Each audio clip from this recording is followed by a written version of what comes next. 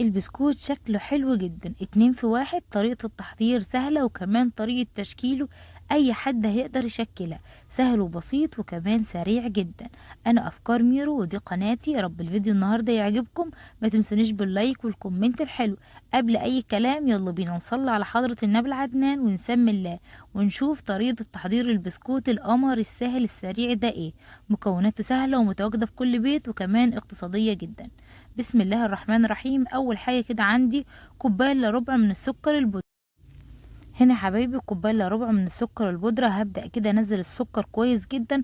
طبعا احنا عارفين كثافة السكر بتكون هشة كده وعالية، كمية السكر البودرة بتكون عالية جدا، لما نطحنها تدينا كمية اكبر. وكمان نص كوباية من الزيت نص كوباية بالظبط، وممكن اقل وممكن كمان تستخدمي زبدة. الزبدة هتكون لطيفة جدا في الوصفة بتاعتنا النهاردة، بس احنا حبينا نعملها اقتصادية، بس طعمها بيكون فوق الممتاز لما تكون بالزبدة. هي بالزيت لطيفة وطعمها حلو جدا، بس بالزبدة بتكون احلى واحلى. هقلب الزيت بالسكر كده لغاية لما كل حبيبات السكر تدوب.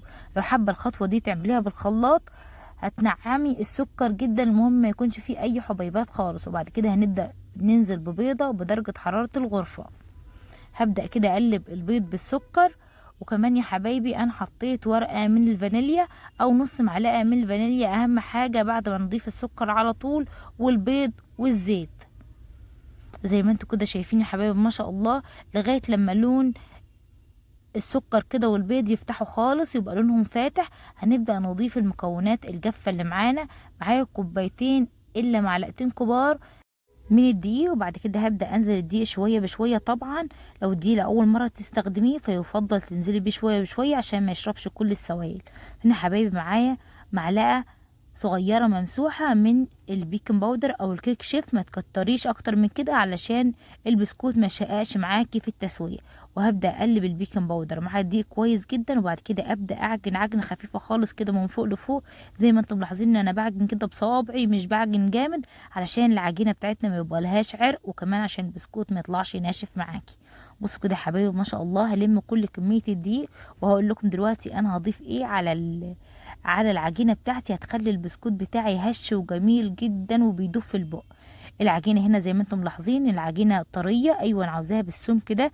احنا مش هنشكلها دلوقتي، احنا هنضيف عليها الاضافات بتاعتنا اللي هتخلي العجينة كده هشة جدا وبتدوب في البق وكمان طعمها حلو جدا.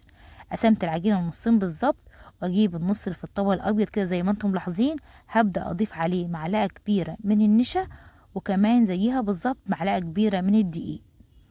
ما تكتريش النشا والدقيق، معلقه واحده بس من كل حاجه، معلقه نشا ومعلقه دقيق عشان العجينه ما تنشفش معاكي وتكون قاسيه وما تعرفيش تشكليها. اهم حاجه العجينه بتاعتنا تكون طريه وفي نفس الوقت متماسكه بالشكل اللي انتوا شايفينه. لميت كل النشا والدقيق بالشكل ده لغايه لما العجينه بقت بالقوام المناسب جدا. هنعرف ازاي ان العجينه بتاعتنا مناسبه مش محتاجه دقيق ولا زيت ولا اي حاجه تاني. هنمسك حته من العجينه كده على الايد اللي احنا مش عاجنين بيها، الايد اللي ناشفه خالص ما فيهاش اي نسبه دهون. اخد قطعه صغننه كده وابدا كده ابرمها على ايدي واضغط عليها، ما اتشققتش تعرف ان العجينه كده مظبوطه مش محتاجه اي حاجه. اجيب العجينه التانية اللي هي بالشوكولاته وابدا كده حبايبي اضيف عليها معلقه كبيره من الكاكاو الخام وكمان معلقة كبيرة من النشا، وابدأ اعجنها كويس جدا لغاية لما الشوكولاتة والنشا يختلطوا كويس جدا بالعجينة بتاعتنا. عرفتوا ليه انا خليت العجينة بتاعتي طرية شوية؟ علشان لما اضيف عليها الاضافات ما العجينة بتاعتي ما تنشفش معايا.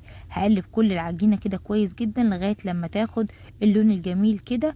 وهنا حبايبي ما شاء الله طبعا احتجت ان انا احط معلقة كاكاو تاني علشان تخلي العجينة بتاعتي غامقة شوية، واضطريت احط معلقة صغيرة جدا من اللبن لغاية لما العجينة بقت بالشكل القمر اللي انتوا شايفينه. القوام حلو جدا، بصوا العجينة اللي بالفانيليا حلوة ازاي، قوامها مناسب جدا. وادي العجينة بالشوكولاتة ما شاء الله، بس حسيت ان حجمها كبر شوية علشان ضفنا عليها معلقتين كبار من الكاكاو. بصوا العجينة ما شاء الله برضو العجينة مظبوطة جدا، ضغطت عليها كده مش مشققة ولا اي حاجة. يلا بينا نشتغل بالعجينة بتاعتنا على طول. طريقة التشكيل سهلة جدا سريعة وسهلة، اي حد هيقدر يعملها، يعني تعمليها انتوا اطفالك كده وتتسلوا في حاجة بسيطة وكمان تطلع مغذية جدا. هنا حبايبي جبت كده قطعة من العجينة اللي هي بالشوكولاتة وهبدأ افردها بالشكل ده.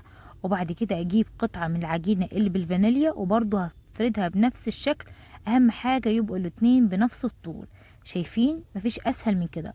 طبعا لو وصلنا لغاية هنا ما ننساش نصلي على حضرة النبي دايما ونستغفر عشان ربنا يحسن ما بين ايدينا، ونشترك في القناة لو لسه ما اشتركتوش. بصوا هنا يا حبايبي، العجينة هنا متساوية زي ما انتوا شايفين. هبدأ كده اخلي قطعة العجين متساوية جدا.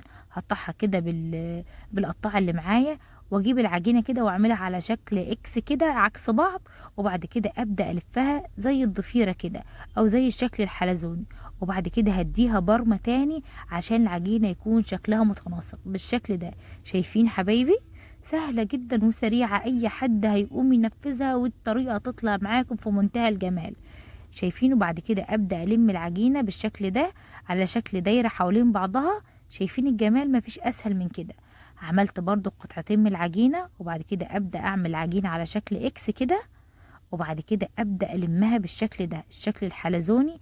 بس اهم حاجة الفها لفتين علشان تبرم على بعضها، وكمان تمسك العجينة ببعضها كويس جدا بالشكل القمر ده. شايفين سهلة ازاي؟ مفيش اسهل من كده. وبعد كده ابدأ الف العجينة كده دايرة حوالين بعضها، واضغط الطرف كده اخليه يا حبايبي من تحت عشان العجينة ما تفكش معايا لما تستوي. شايفين الجمال؟ مفيش اسهل ولا اجمل من كده. طريقة تشكيل سهلة جدا وسريعة.